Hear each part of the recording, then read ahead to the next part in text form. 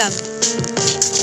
Pulau Pinang, Perlis, Kedah dan Langkawi 89.0. Hiburan mendidik jiwa hanya yang terbaik di IKIM, Inspirasi Inforia Islami.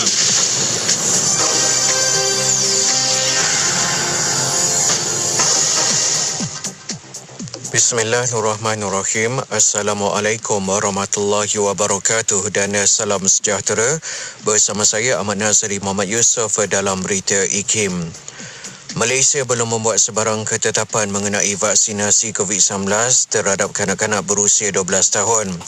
Pada persidangan media mengenai perkembangan terkini COVID-19 di Putrajaya, Menteri Kesihatan Hairi Jamaluddin berkata, pengeluar vaksin Pfizer-BioNTech sedang dalam proses menampilkan vaksin COVID-19 khusus buat kanak-kanak dan vaksin tersebut mempunyai dos yang berbeza daripada dos untuk dewasa.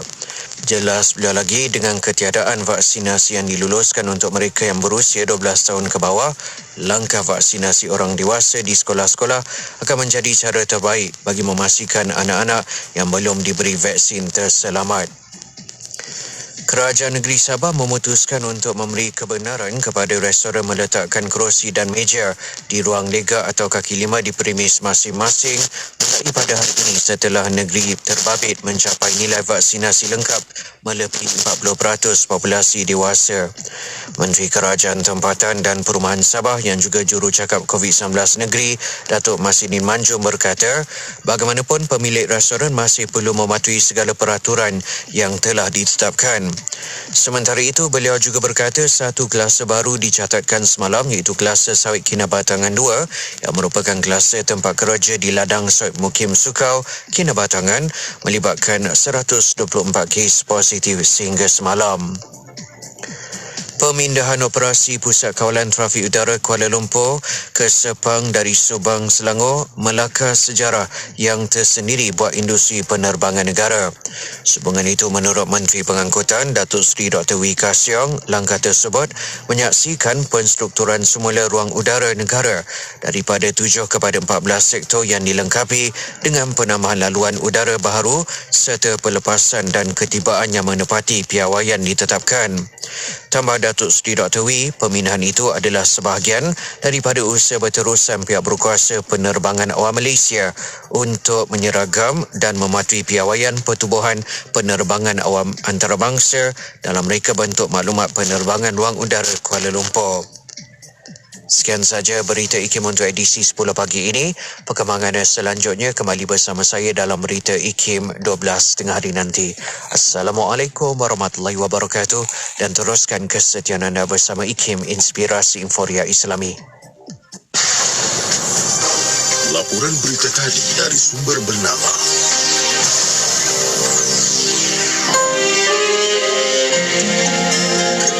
Penghulu Dul Said atau Abdul Said lahir dalam tahun 1773 dari suku Semelenggang dan menjadi penghulu Naning menggantikan penghulu Anjak serta dilantik sebagai penghulu Naning pada tahun 1799 sewaktu berumur 26 tahun. Dul Said merupakan pemerintah Naning yang ke-9 yang membantah cukai ke atas daerahnya oleh pihak British. Beliau secara keras membangkang kemasukan tentera British di Naning dengan menunjukkan kebijaksanaan peperangan dan telah mengalahkan pihak British dalam 2 kempen peperangan. Peperangan Naning yang berlaku pada tahun 1834 telah menjadikan Dul Said seorang wira yang berani yang telah mengukir tempat di sejarah Melaka. Penghulu Dul Said telah percaya mendapat sokongan seramai 1,000 orang Melayu untuk menentang British dalam Perang Naning yang bermula pada 6 Ogos 1831 dan berakhir pada 24 Ogos 1831. Dalam peperangan selama 18 hari, penghulu Dul Said telah mendapat kejayaan dan sebab utama kejayaan tersebut adalah kerana perpaduan yang wujud di kalangan orang Melayu serta sokongan orang Melayu di wilayah yang lain. Dul Said akhirnya terpaksa berundur ke Pasar Besar setelah kalah dalam Perang Naning kedua pada Februari 1832 dan dalam masa 4 bulan akhirnya Naning jatuh ke tangan British pada 15 Jun 1832. Naning kemudiannya diletakkan di bawah Peraturan Negeri-Negeri Selat pada 27 Oktober 1832. Dul Said meninggal dunia pada 1849 dan disemadikan di tanah perkuburan Tabuh Naning bersebelahan Masjid Datuk Dul Said, Tabuh Naning. Semoga Allah mencucuri rahmatnya ke atas tokoh kemerdekaan ini. Selamat menyambut Hari Merdeka. Selami ilmu untuk kehidupan kita seharian bersama Nur Hayati Paradi di Aspirasi 10.1. IKIM, Inspirasi Inforia Islami. Assalamualaikum warahmatullahi wabarakatuh. Dimulakan dengan lafaz suci Bismillahirrahmanirrahim. Selawat dan salam buat Rasul junjungan Nabi Muhammad SAW. Selamat pagi, salam aspirasi untuk semua sahabat pendengar Radio Institut Kefahaman Islam Malaysia. Alhamdulillah, hari ini kita bersiaran untuk perkongsian di muka surat kedua bulan September 2021. 2 September 2021 hari ini bertemankan saya Nur Hayati Paradi.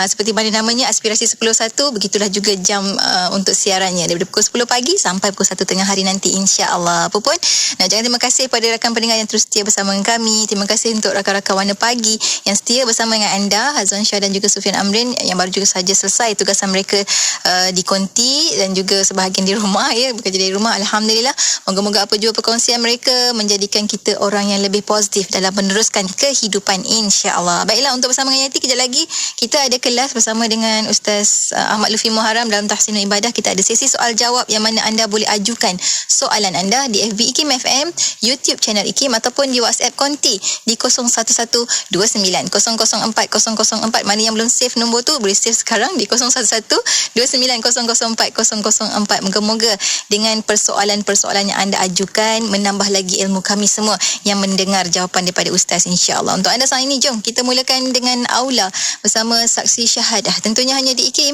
Inspirasi Inforia Islami, bertemankan saya Nur Hayati Paradi. Tiada bahasa gambarkan rasa sayang disayang padamu permata ayah bunda. Dengarkanlah pesanan titipan amanah cinta, jadi cahaya untuk selamanya.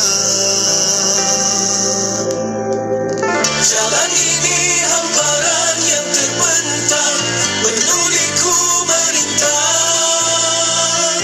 Medan ini bersadur kesamaran, menuju pengakhiran. Akal budi dan janji yang dijaga, tetap teruji jua. Iman, ilmu dan amal kan diduga, takwalah perisainya.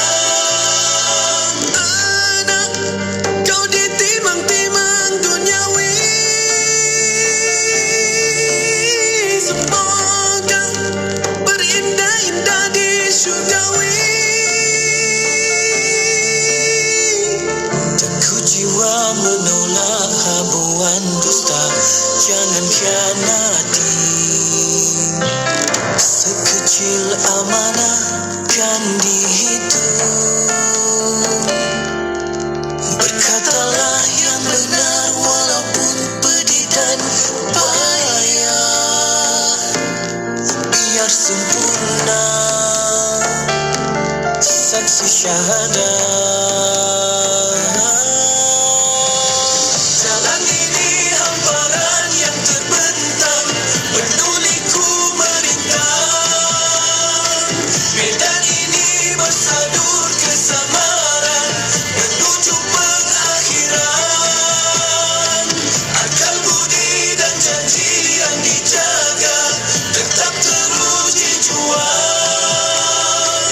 Iman, ilmu dan amal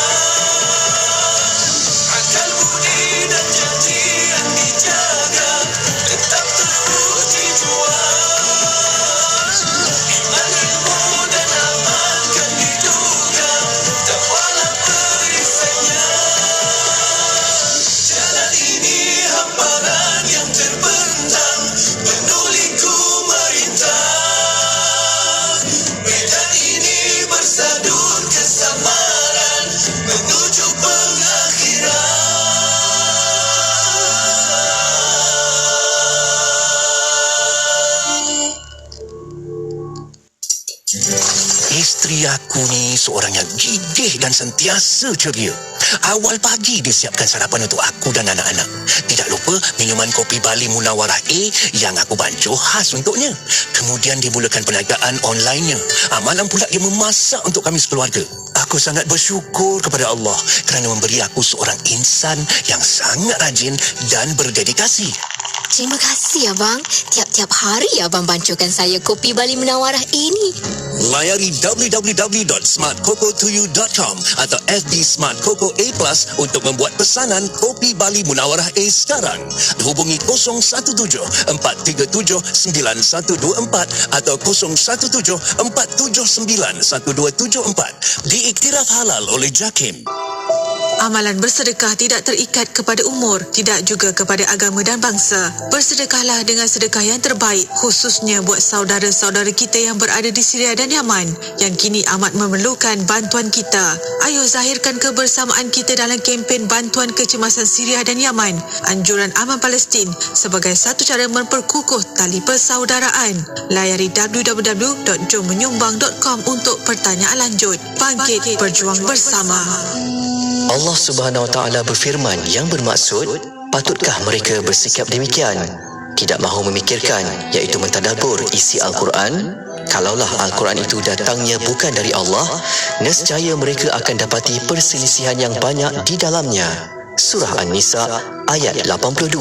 Manusia perlu melakukan tadabbur dengan meneliti dan menghayati isi kandungan Al-Quran secara mendalam agar petunjuk yang diberikan Allah Subhanahu Wa Taala dalam kitab suci Al-Quranul Karim itu dapat memperteguhkan keimanan kita kepada Allah Subhanahu Wa Taala. Bermula April ini, ikuti rancangan tadabbur bersama penyampai anda Nur Hayati Paradi dan tetamu Ustaz Muhammad Syahri Abdul Rahman. Setiap Jumaat pukul 11 pagi. Teguhkan iman dari suluhan Al-Quran dalam rancangan tadabbur di IKIM Inspirasi Inforia Islami.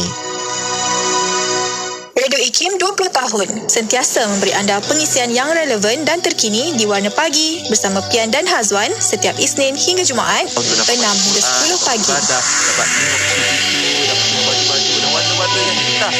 Terdapat juga lagu-lagu ketuhanan yang terbaik dan terkini.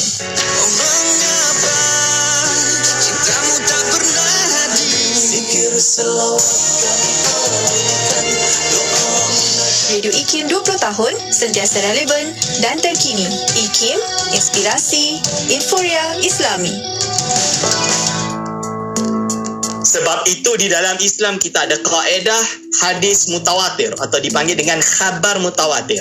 Apabila khabar tersebut dikhabarkan oleh jumlah yang tidak mungkin terjadi kesepakatan di dunia ini untuk menipu. Ibaratnya adanya sebuah bandar yang ada di Timur Tengah bernama Makkah Al-Mukarramah.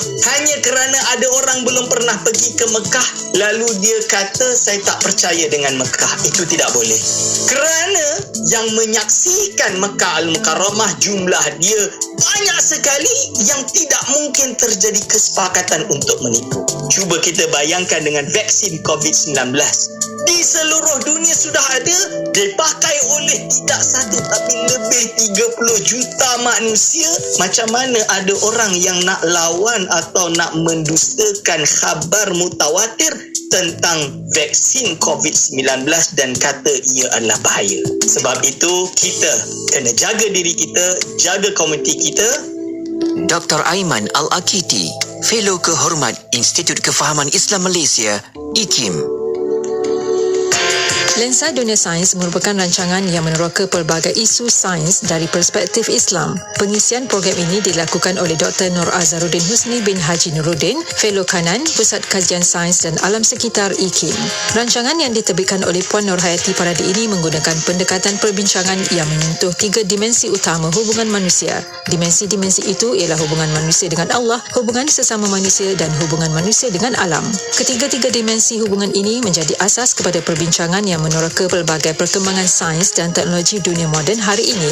Lensa Dunia Sains ke udara dari bulan Januari hingga April pukul 12.15 tengah hari pada setiap hari Selasa. Radio IKIM 20 tahun sentiasa relevan dan terkini.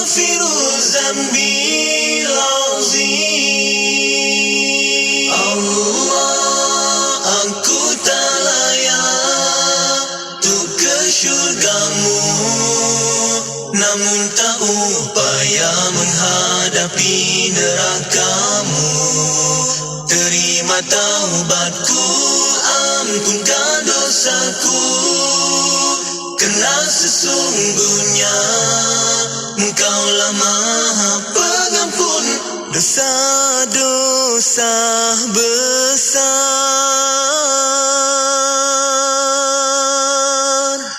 dan salam buat Rasul junjungan Nabi Muhammad sallallahu alaihi wasallam. Selamat pagi untuk semua sahabat pendengar radio Institut Kefahaman Islam Malaysia. Alhamdulillah waktu ini kita bersiaran untuk rancangan Tahsinul Ibadah dalam sesi soal jawab bersama dengan Ustaz Ahmad Lufi Muharram. Dah pun bersedia di hujung talian saat ini Ustaz Ahmad Lufi Muharram. Assalamualaikum Ustaz. Waalaikumsalam warahmatullahi wabarakatuh. Alhamdulillah. Terima kasih banyak Ustaz kerana sudi untuk bersama kami sekali lagi untuk perkongsian Tahsinul Ibadah hari ini dalam sesi soal jawab yang mana rakan-rakan pendengar IKIM, anda boleh ajukan soalan di FB IKIM FM, YouTube channel IKIM juga boleh dan juga di WhatsApp IKIM di 0112900404.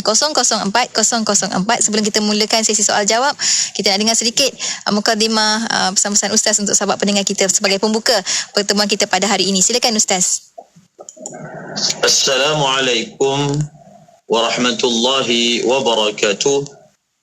Bismillahirrahmanirrahim. Alhamdulillahi rabbil alamin. Wassalatu wassalam ala ashrafil anbiya'i wal mursalin. Sayyidina wa maulana Muhammadin wa ala alihi wa sahbihi ajma'in. ولا حول ولا قوة إلا بالله العلي العظيم أما بعد. Terima kasih kepada Ejen Nurhayati Paradi selaku penerbit rancangan Tahsinul Ibadah dan seterusnya yang dikasihi Allah dan dirahmatinya sidang pendengar IKIM sekalian. Sebagai mukaddimah pada pagi ini saya memetik sepotong hadis daripada Nabi sallallahu alaihi wasallam yang merupakan kalimah jami'ah, iaitu ungkapan yang sedikit membawa makna yang besar, iaitu sabda Rasulullah sallallahu alaihi wasallam, izhad fid dunya yuhibbakallah wazhad fima 'indan nas yuhibbakan nas. Hendaklah kamu berzuhud, hendaklah kamu zuhud terhadap dunia, pasti Allah akan mengasihimu. Dan hendaklah kamu zuhud terhadap apa yang ada di sisi manusia, pasti manusia akan mengasihimu. Ringkasannya daripada hadis ini, penjelasan dan panduan untuk meraih dua bentuk kecintaan. Yang pertama, meraih kecintaan, meraih cinta Allah, meraih cinta Allah kepada kita. Dan yang kedua, meraih cinta manusia kepada kita. Yang pertama adalah untuk kita mendapat cinta Allah kepada diri kita, hendaklah kita keluarkan daripada hati kita kebesaran dunia. Apa maksud berzuhud? Berzuhud terhadap dunia, iaitu di dalam hati kita ini tidak ada rasa besarnya dunia. Sebab zuhud ini dalam bahasa Arab, dia juga memberi makna memandang rendah, memandang kecil. Allah Ta'ala tidak suka di dalam hati kita ini ada perasaan memandang besar, rasa besar. Rasa besar dunia itu yang dimurkai. Maka kosongkan hati kita daripada memandang besar dunia, dan sematkan dalam hati kita merasa kebesaran Allah, maka kita akan mendapat kasih sayang daripada Allah terhadap diri kita. Apabila kita mendapat Allah, kita akan dapat semua perkara. Apabila kita membesarkan dunia, kita akan jadi hamba kepada dunia. Menjadi hamba kepada dunia hina. Menjadi hamba kepada Allah mulia. Menjadi hamba kepada dunia menyebabkan seseorang itu tidak mendapat Allah. Apabila seseorang tidak mendapat Allah, dia kehilangan segala-galanya. Menjadi hamba kepada Allah, maka seseorang itu akan mendapat segala-galanya. Yang kedua, hendaklah kamu zuhud. Hendaklah kamu tidak tamak. Hendaklah kamu tidak rasa mahu apa yang ada di sisi orang lain. Selagi dalam diri kita ini ada rasa tamak pada apa yang ada di sisi orang lain, maka yang pertama, bila kita berpaut kepada seseorang, manusia ini dia akan memandang rendah pada kita. Dia akan memandang rendah pada kita.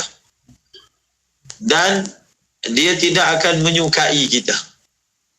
Maka belajar satu sifat yang dipanggil ghina nafsi, terkaya diri. Mandiri ini bukan maksudnya dia berusaha sendiri. Mandiri ini maksudnya dia berpaut kepada Allah. Berpaut dengan Allah, maka kita telah berpaut kepada sesuatu kekuatan yang maha luar biasa. Maka orang akan suka kepada kita, kerana manusia ini begitulah. Makin kita minta dengan dia, makin dia tak suka pada kita. Kalau kita bantu dia, kita beri kepada dia, maka dia akan suka. Jadi belajar untuk mengambil daripada Allah, memberi kepada manusia. Itu kita belajar. Seperti mana Nabi dan para sahabat, mereka ambil daripada Allah melalui apa? Solat, melalui sabar, melalui selawat, melalui zikir, mengambil daripada khazanah Allah dan memberi kepada manusia. Maka orang yang selalu memberi akan dikasihi, dan orang yang selalu meminta akhirnya akan dibenci. Semoga Allah menjadikan kita, memudahkan kita untuk menjadi manusia yang memberi manfaat kepada orang lain. InsyaAllah, amin ya rabbal alamin. Terima kasih banyak Ustaz untuk ingatan dan juga muhasabah diri kita masing-masing, insyaAllah. Dan kita mulakan saat ini untuk perkongsian soalan-soalan daripada sahabat-sahabat pendengar kita yang telah pun ajukan soalan di FB IKIM FM, YouTube channel IKIM ataupun di WhatsApp IKIM di 0112900404. Soalan pertama datang daripada sahabat kita di WhatsApp IKIM, Ustaz, daripada Umi Anikah. Kata, Assalamualaikum Ustaz, ada dua soalan. Soalan pertama, bolehkah berselawat sambil berbaring? Adakah ia dikatakan tidak beradab, Ustaz? Alladzina yadhkuruna Allah qiyaman wa qu'udan wa ala junubihim.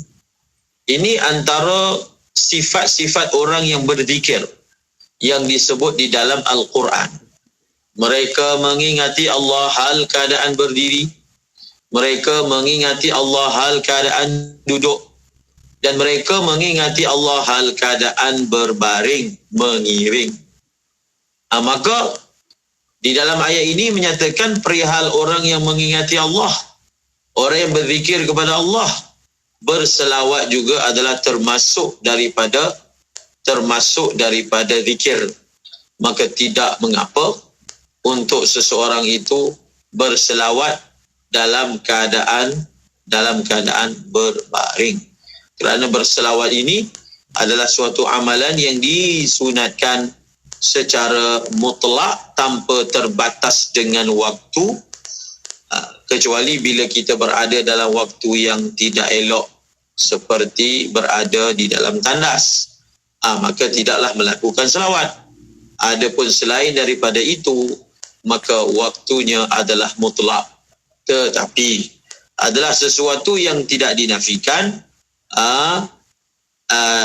Ada keadaan-keadaan yang kalau kita berselawat dengan keadaan tersebut, maka ia akan lebih memberi impak kepada hati kita.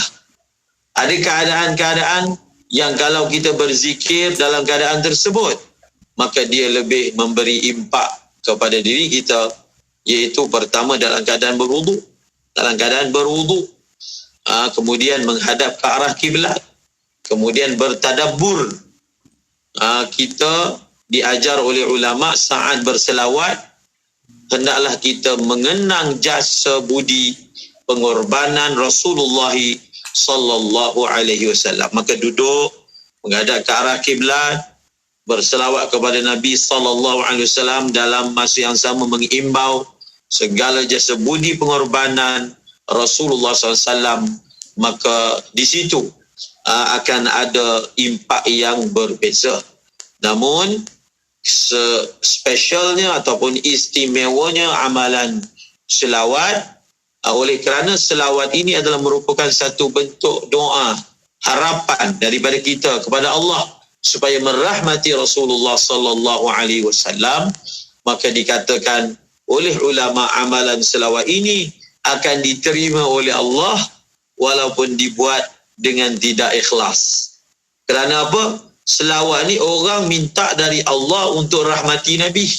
Allah begitu kasih dan sayang kepada Nabi, sesiapa sahaja yang meminta untuk dirahmatinya baginda sallallahu alaihi wasallam akan diterima oleh Allah Subhanahu wa taala.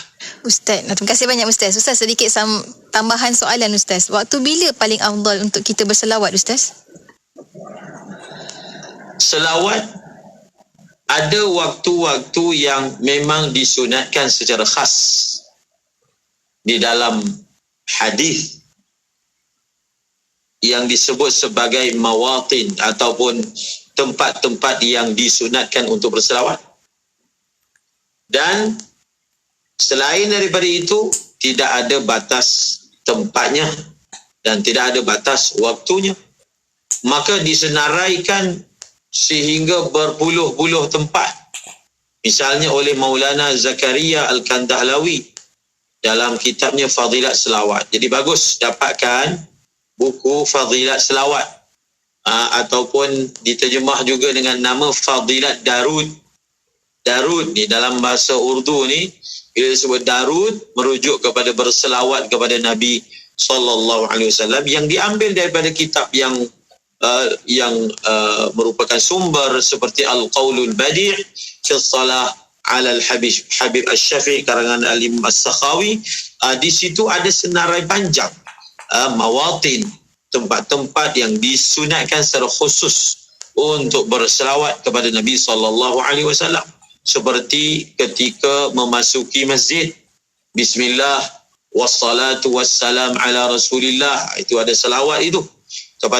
Ketika selepas azan, sebelum kita membaca doa lepas azan, maka disunatkan selawat.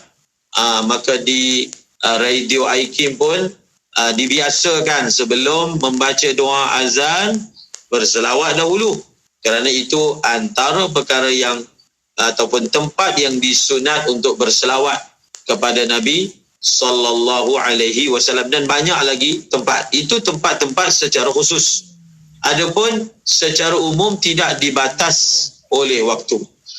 Misalnya kalau seseorang itu ingin melazimi sesuatu jumlah daripada selawat, maka dia pilihlah waktu pagi dan waktu petang. Ada bahagian waktu pada waktu pagi, ada bahagian waktu pada waktu petang. Waktu yang terbaik sebenarnya untuk setiap orang secara individu, waktu yang dia dapat bagi tumpuan, itu terbaik untuk dia secara individu. Waktu yang dia lapang dan dia boleh bagi tumpuan. Cuma ulama kata untuk zikir ni, kita jangan tunggu waktu lapang ada, kita kena cipta waktu lapang. Kena cipta. Kena ngejah. Kalau dia tunggu waktu ada baki, maka dia tak ada kesungguhan. Dia akan utamakan yang lain. Tak utamakan yang lain sehingga tak ada baki lah. Maka dia kena wujudkan waktu lapang dengan mengejas, melihat masa dia, jadual dia, wujudkan waktu tu. Maka waktunya adalah sudah tentu. Ada waktu pagi, duduk yang kita akan ambil masa, contohnya 100 kali selawat, dan ada pada waktu petang. Waktu petang ni merujuk kepada petang sampailah malam. Kalau tak sempat, paling kurang waktunya adalah sebelum tidur. Dan itulah waktu yang disebut sebagai waktu zikir. Ada waktu pagi dan ada pada waktu petang. Petang ni dimaksud sehingga malam. Alhamdulillah. Terima kasih banyak Ustaz untuk pencerahan. Seterusnya ni soalan kedua daripada Umi Anikah tadi Ustaz. Kata bagaimana Ustaz untuk membersihkan tahi cicak yang jatuh di atas lantai dan karpet Ustaz? Membersihkan tahi cicak yang jatuh di atas lantai ataupun karpet, pertama hendaklah kita menghilangkan airnya. Contohnya tahi cicak itu dah kering kan, kita kikis, kemudian kita sapu pakai penyapu kecil yang masjid tu, contoh. Kemudian setelah dia punya hitam ain tu dah tak ada, maka kita tuang air ke atas tempat tersebut dan tempat itu hukumnya bersih. Jangan kita mop. Jangan sekali-kali kita membersihkannya dengan jalan mengemok. Kerana bukan bersih yang kita akan dapat, tetapi tersebarnya najis. Daripada najis itu tertumpu pada satu tempat sahaja, maka sekarang ini ia sudah merebak, sedangkan ia boleh diuruskan dengan mudah. Kita macam saya sebut tadi, dia kikis ataupun dia ambil kain basah, dia tonyoh kat situ sampai hilang air dia, kemudian dia tuang air. Ataupun dia kikis, kemudian dia sapu pakai penyapu kecil tu, kemudian dia spray pun boleh. Bawa spray. Bawa satu ni, bawa spray. Anaknya tolong kikis, ibunya tolong spray. Itu contoh kan. Tapi pastikan kita kikis dan bersihkan tempat tu daripada segala serdak-serdak najis tersebut. Kemudian barulah kita menuang air ke atasnya ataupun spray sekira-kira air mengalir. Spray itu sekira-kira air mengalir. Baik, terima kasih banyak Ustaz untuk jawapan sebentar tadi. Dan seterusnya kita ada soalan daripada Nur sebelum kita berhenti rehat ini. Nur daripada Shah Alam, Ustaz ingin bertanya, apakah kita perlu menyertu tangan dengan air tanah jika kita pergi ke bengkel yang di situ banyak membela anjing Ustaz? Sekiranya pasti tempat yang kita sentuh itu terkena anjing dan terkena anjing dalam keadaan basah. Terkena anjing satu, terkena dalam keadaan basah. Basah tu anjing tu gijilat ke, ataupun tempat tu memang basah, tersentuh tubuh anjing ke. Kalau memang pasti, memang kita nampak kejadian seperti yang dinyatakan itu berlaku, maka perlu. Tapi kalau kita nampak anjing yang berlega di sekitar kawasan tersebut tanpa ada satu bentuk pasti, yang ada mungkin dia ada gesel kot, mungkin. Tapi mungkin juga dia tak gesel kan. Kalau dia berlega di antara mungkin tak mungkin, maka mudah sahaja dari segi hukum fiqahnya tidak wajib basuh, kerana al-aslu fil asya'i at-taharah, asalnya sesuatu itu adalah suci. Baik, Alhamdulillah. Terima kasih banyak Ustaz untuk pencerahan, dan kita akan berhenti rehat seketika. Kembalinya nanti ada yang tanya Ustaz soalan, kita baca doa tapi kita menterbalikkan tangan ketika doa, contohnya macam tolak bala dan sebagainya. Adakah ada sandaran tentang itu? Dan kita akan kongsikan lepas kita berhenti rehat seketika jawapannya. Untuk anda jangan ke mana-mana, teruskan kesetiaan bersama kami di IKIM, Inspirasi Inforia Islami. Allahumma salli wa sallim ala sayyidina Muhammad al-Fatih lima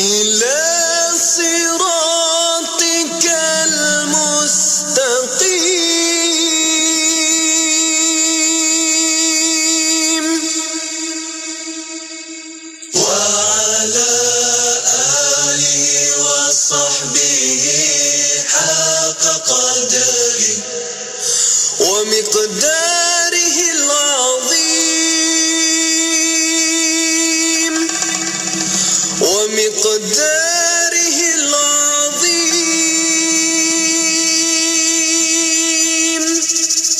اللهم صل وسلم على سيدنا محمد الفاتح لما أغلق والخاتم اللهم صل وسلم على سيدنا محمد الفاتح لما أغلق والخاتم اللهم صل وسلم على سيدنا محمد الفاتح لما.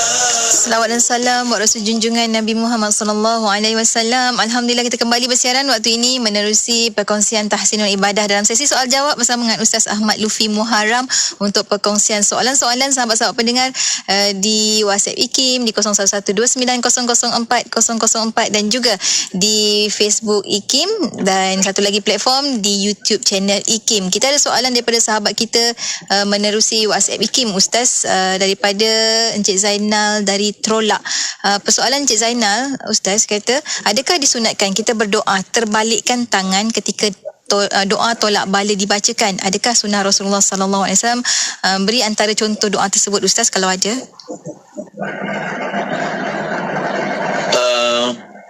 Berkaitan dengan kaifiat mengangkat tangan. Kaifiat mengangkat tangan ketika berdoa. Dalam kebanyakan waktu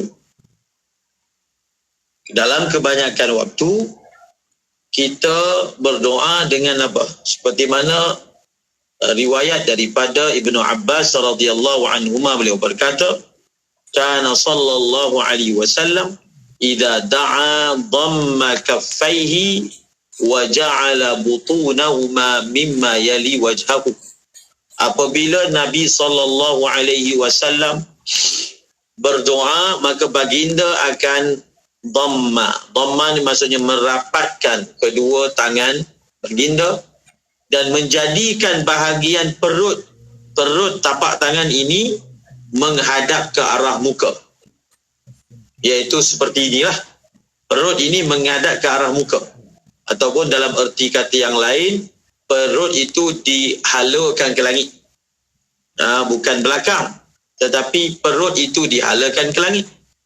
Sebelum saya menjawab soalan itu, suka untuk kita nyatakan bagaimana kedudukan tangan ketika satu orang berdoa. Jadi dia berdoa dengan separas bahu berdoa. Sama ada dia rapatkan ataupun dia buka, sebenarnya kedua-duanya boleh. Nabi SAW ketika berdoa pada malam peperangan Badar, Nabi mengangkat tinggi tangan Nabi SAW sehingga terlucut rida yang selendang yang menutupi bahu Rasulullah SAW terjatuh kerana Nabi mengangkat tangan yang tinggi sehingga nampak putih ketiaknya Nabi sallallahu alaihi wasallam. Jadi ketika berdoa sama ada dirapatkan ataupun direnggangkan, sebenarnya kedua-duanya boleh. Yang bagusnya dirapatkan dalam keadaan biasa. Dan kiblat, saya akan sebut kiblat dalam doa. Kiblat tubuh ketika berdoa adalah menghadap kiblat. Kiblat tangan ketika berdoa adalah menghadap langit. Maksudnya dihalirkan ke langit. Dan kiblat hati ketika berdoa adalah tawajuh dan tumpu kepada Allah Subhanahu wa ta'ala. Adakah diterbalikkan tangan ketika berdoa? Maka itu juga ada sandarannya, seperti mana dalam hadis yang berkaitan dengan doa yang dilakukan ketika salatul istisqa. Salatul istisqa. Salatul istisqa ni apa? Doa tolak kemarau dan minta hujan. Doa tolak kemarau dan minta hujan. Maka disebut dalam kitab fiqh seperti misalnya dalam Tuhfatul Muhtaj karangan Al-Imam Ibn Hajar Al-Haytami, bahawasanya ketika memohon supaya Allah Ta'ala angkat keadaan ini, maka diterbalikkan. Jadi dia terbalik tangan ni, dia istilah dia itu adalah dipanggil apa? Dipanggil tafa'ul. Apa maksud tafa'ul? Tafa'ul itu maksudnya dia niatkan, ya Allah, seperti aku terbalikkan tangan ini, maka kau terbalikkan keadaan yang berada sekarang ini. Terbalik itu maksudnya apa? Ubah keadaan yang tak ada air, tak ada hujan, diterbalikkan. Maka ya betul. Dan kita pun biasa tengok amalan, contohnya Allahumma rfa'annal bala kan, ya Allah angkatlah daripada kami bala, maka diterbalikkan. Itu dipanggil apa? Itu dipanggil tafa'ul. Semoga Allah terbalikkan keadaan ini dengan mengembalikannya kepada keadaan yang lebih baik.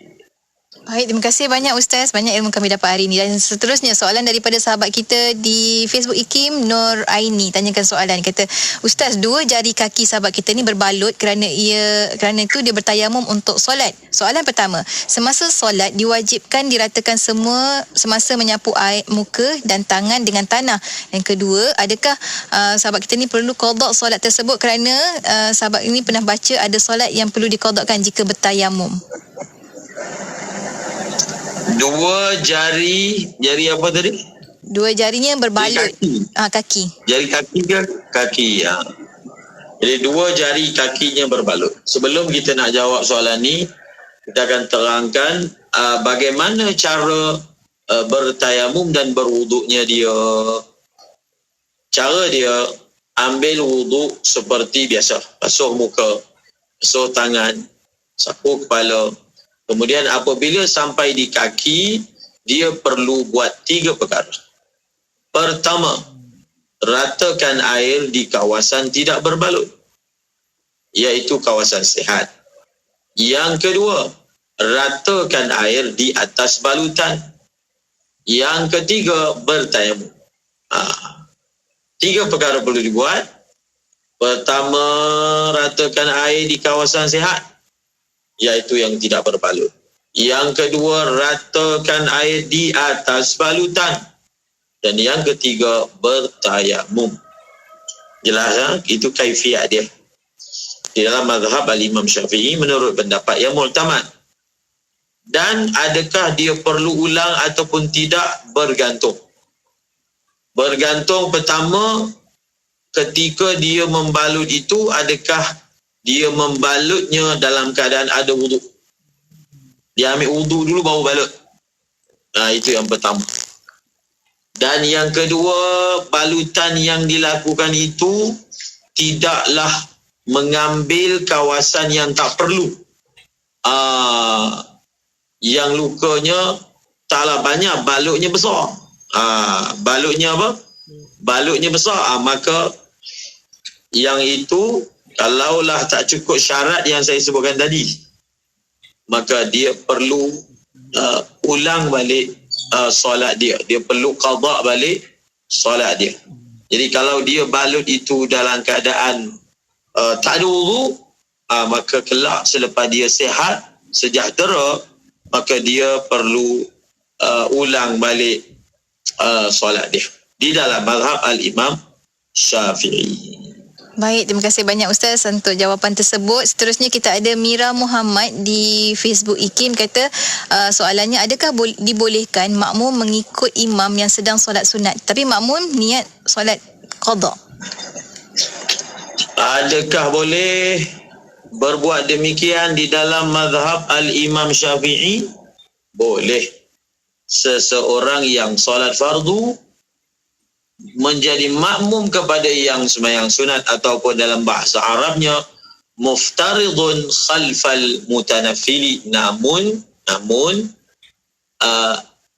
adalah lebih afdalnya dia tidak berbuat demikian. Kerana sebahagian ulama menghukumnya sebagai tidak sah, iaitu mazhab Hanafi. Orang yang sembahyang fardu tidak boleh belakang menjadi makmum kepada orang yang sembahyang sunat demi keluar daripada khilaf yang mengatakan tidak sah.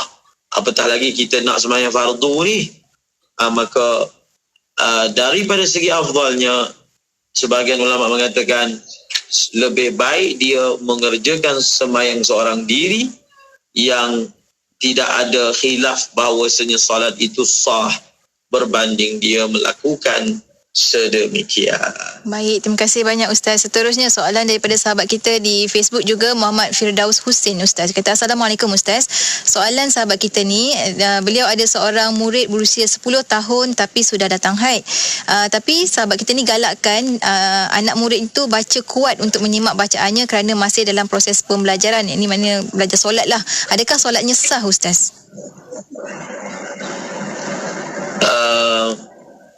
Membaca perlahan dan kuat di dalam solat di tempat yang tertentu, pada bacaan yang tertentu adalah merupakan sunat hai'ah. Apa maksud sunat hai'ah? Kalau ditinggalkan tidak menuntut sujud sahwi. Ya, kalau ditinggalkan tidak menuntut sujud sahwi. Maka sekiranya berbuat demikian kerana ada keperluan ta'lim, mengajar, belajar, maka perkara itu diharuskan. Kerana kadang-kadang ada bacaan Nabi dalam sembahyang perlahan. Sembahyang itu sembahyang siang, tetapi didengari oleh sahabat. Maka ditafsirkan oleh ulama, bukankah itu solat siang? Bagaimana bacaan surah itu dapat didengari oleh sahabat Nabi SAW?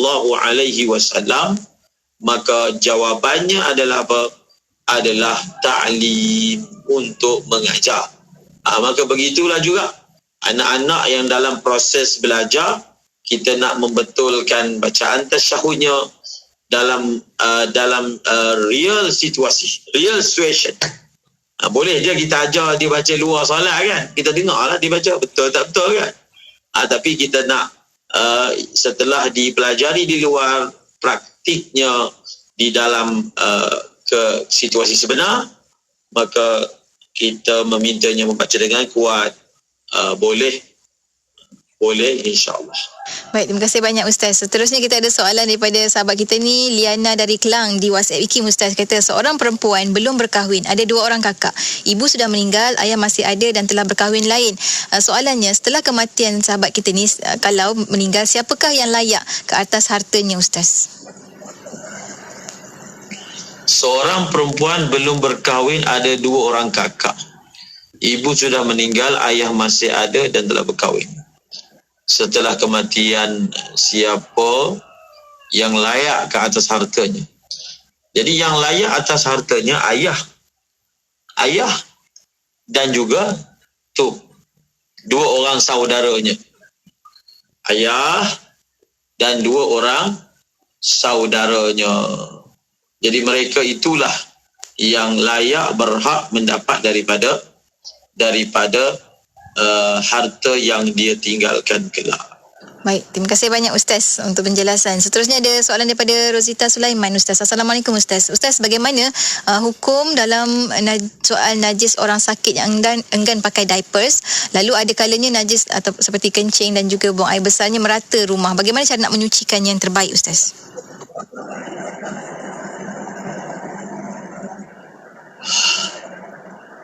Tidak ada cara yang berbeza dalam nak membersihkannya.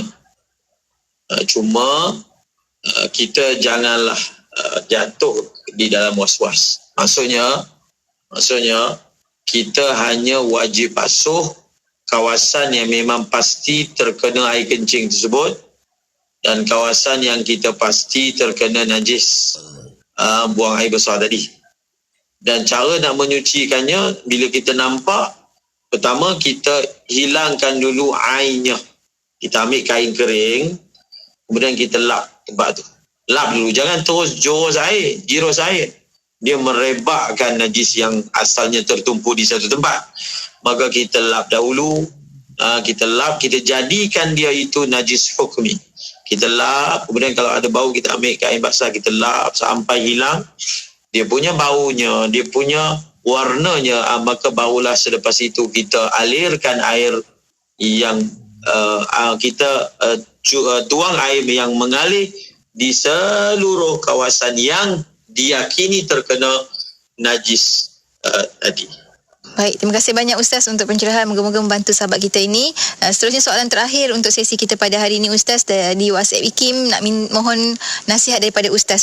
Bagaimana kita nak menghilangkan perasaan was-was dalam ibadah? Adakah sebarang zikir boleh diamalkan Ustaz?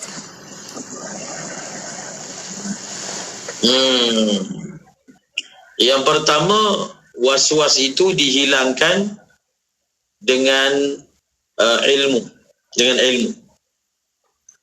Terkadang apa yang kita sangka kita perlu berbuat begitu, berbuat begini, kita memberatkan diri kita, sebenarnya itu hanya sangkaan. Itu hanya waham. Tidaklah sebenarnya syariat membebankan kita seperti yang kita bayangkan. Bagaimana kita mahu dapat membezakan antara bebanan sebenar dengan bebanan yang kita hanya imaging saja. Maka hilangkan dengan ilmu. Hilangkan dengan ilmu. Kemudian daripada segi amalannya, ada satu amalan yang diajar oleh ulama yang dibaca selepas solat, kita baca, kita letak di